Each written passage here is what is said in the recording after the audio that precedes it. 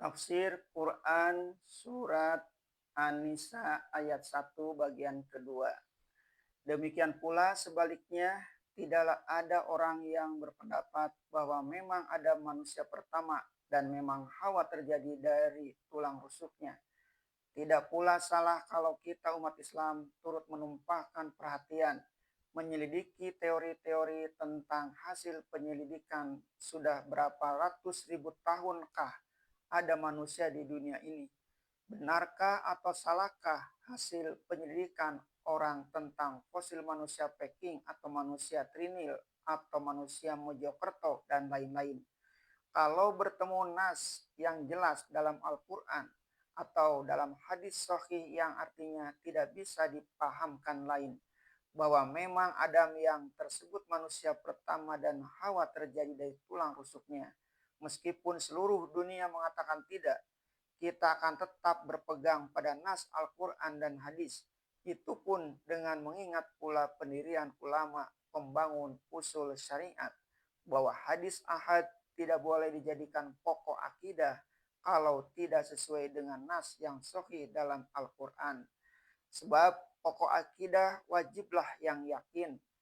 Kita ulangi sekali lagi, pokok akidah hendaklah yang yakin.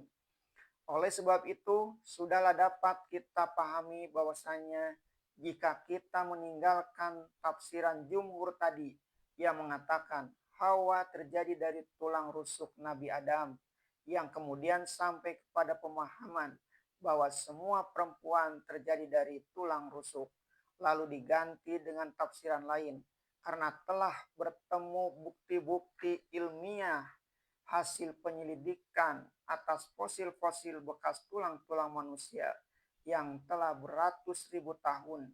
Hendaklah kita ingat pula bahwa teori-teori ilmiah dipelopori oleh Charles Darwin, dan ini pun baru teori. Kita pun maklum bahwa bukan sedikit pula ahli-ahli ilmu pengetahuan yang menolak teori Darwin. Oleh sebab itu, jika dalam tafsiran kita cenderung kepada teori-teori baru, janganlah pula dijadikan akidah yang dipegang dengan yakin. Sebab pembinaan suatu akidah hendaklah berdasarkan nas yang sahih, jelas, dan tidak dapat diartikan lain. Qot'i atau kata putus sehingga tidak dapat dibantah lagi. Sedang pengetahuan adalah teori, hasil penyelidikan yang biasa saja berubah. Untuk membebaskan diri dari kedua aliran ini, mari kita tempuh jalan lain di dalam menafsirkan ayat ini, yang sekali-kali tidaklah akan berlawanan dengan maksud ayat. Insya Allah, Dia telah menjadikan kamu dari satu diri, ialah seluruh manusia, laki-laki dan perempuan, di benua manapun mereka berdiam, dan apapun warna kulitnya. Mereka adalah diri yang satu, sama-sama berakal, sama-sama menginginkan yang baik dan tidak menyukai yang buruk. Sama-sama suka kepada yang elok dan tidak suka kepada yang jelek. Oleh sebab itu, hendaklah dipandang orang lain sebagai diri kita sendiri juga. Meskipun ada manusia yang masyarakatnya telah amat maju dan ada pula yang masih sangat terbelakang, bukanlah berarti bahwa mereka tidak satu. Kemudian diri yang satu dipecah, darinya lah dijadikan jodohnya atau betinanya atau istrinya, ibaratkan kepada kesatuan kejadian alam semesta yang kemudian dibagi dua menjadi positif dan negatif. Demikian pula lah manusia, terjadinya pembagian antara laki-laki dan perempuan hanyalah satu perubahan kecil saja dalam teknik ilahi pada menjadikan alat kelamin yang disebut dalam istilah bahasa Arab hijab dan salab. Pada semua manusia diadakan syahwat bersetubuh. Bagi yang dijadikan laki-laki lebih diaktifkan untuk mendorong dan mencari. Bagi yang dijadikan perempuan dibangkitkan kesediaan menunggu dan menerima. Padahal kemajuan ilmu pengetahuan tentang tubuh manusia telah berkali-kali membuktikan bahwa dengan sedikit operasi pada alat kelamin dan beberapa kelenjar, laki-laki bisa berubah menjadi perempuan, dan sebaliknya, perempuan bisa berubah menjadi laki-laki. Ada pula orang yang menjadi hunsa atau banci, si bujang gadis, yang berperangai seperti perempuan, tetapi bertubuh sebagai laki-laki. Dengan itu dapatlah dipahamkan bahwa dari diri yang satu itu jugalah dijadikan jodohnya. Dibagi dualah diri yang satu itu, sebagian jadi laki-laki dan sebagian jadi perempuan. Maka berkawin-kawinlah mereka dan berkembang biaklah mereka tidak putus-putusnya. Ini ditegaskan oleh ayat yang selanjutnya. Serta dari keduanya dia memperkembangbiakan laki-laki dan perempuan yang banyak. Penuhlah dunia ini oleh manusia laki-laki dan perempuan. Begitulah perkembangan manusia di dunia yang pada asal dan pokok hanyalah satu.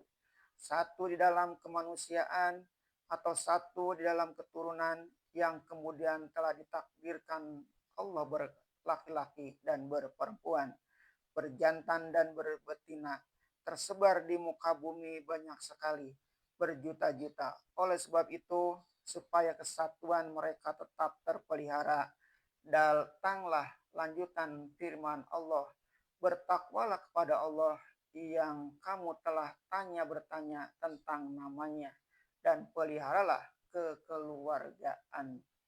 Ayat ini telah memberikan kesadaran kepada manusia setelah akal manusia tumbuh dan mereka telah hidup bermasyarakat.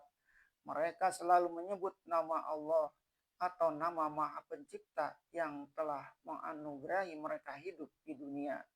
Allah selalu menjadi sebut-sebutan, menjadi buah pertanyaan, tanya bertanya antara satu sama lain. Bangsa apapun mereka, di benua manapun mereka berdiam, Maha Pencipta sudah selalu menjadi buah pikiran dan buah mulut, menjadi buah tanya antara teman sesama teman. Lalu datanglah ayat ini menegaskan bahwa Allah janganlah hanya menjadi buah pertanyaan, melainkan hendaklah ditanamkan dalam jiwa rasa takwa kepadanya. Kemudian sesudah diperintahkan agar bertakwa kepada Allah yang selalu menjadi buah pertanyaan dalam percakapan sehari-hari, ada lagi soal lain yang juga menjadi buah pertanyaan. Jika bertemu satu dengan yang lain, yang satu menanyakan kepada yang lain dari hal keluarga atau yang disebut di dalam ayat Al-Arham. Kata Al-Arham adalah jamak dari Ar-Rahim yang berarti kasih sayang. Kemudian disebut untuk keluarga bertali darah. Allah telah mewahyukan kalimat Al-Arham untuk mengingatkan manusia agar sadar kesatuan tali keturunan manusia. Sedangkan peranakan tempat seorang ibu mengandung anaknya disebut juga rahim, ibu, karena seorang ibu mengandung anaknya dalam suasana kasih sayang. Ingatlah kebiasaan manusia, jika jauh mencari suku, jika dekat mencari perinduan, tanya menanyakan asal-usul sehingga dapat diketahui pertalian darah, baik dekat maupun jauh. Orang Arab menanyakan, saudara dari kabilah apa? Adnan atau Qatan, Mudar atau Robrah. Lalu disebut Quraisy dan disebut pecah belahannya, Bani Umayyah atau Bani Hashim. Dengan demikian mereka hendak mencari pertalian Al-Arham. Kadang-kadang apabila bertemu Bani Israel atau Yahudi dengan Bani Ismail atau Arab, mereka pun ingat pertalian darah karena sama-sama turunan Ibrahim. Bani Hashim sampai kepada zaman kita sekarang ini memelihara baik-baik syajaratun nasab, pokok keturunan. Gunanya adalah untuk mencari hubungan arham. Orang Minangkabau jika bertemu di rantau orang, walaupun yang seorang datang dari Payakumbuh dan yang seorang lagi dari Painan, selalu menanyakan suku jika kebetulan orang yang ditanyai seperti